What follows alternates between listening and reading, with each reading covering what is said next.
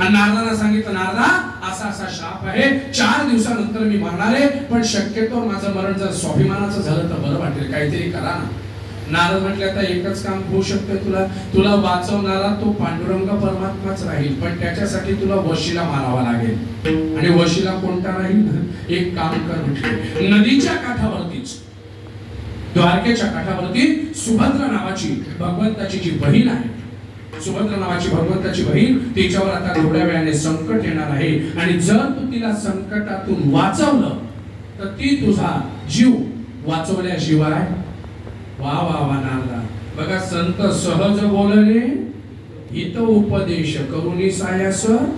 संत सहज बोलून जातात, त्याच्यात फायदा होतो, आणि आपल्या लोकांना ते कळत नाही. आपले लोक सहज बोलत नाही, पण सहज न बोलता मुद्दामहून उलट बोलून एखाद्याचा सत्यानाश केल्याशिवाय राहत नाही.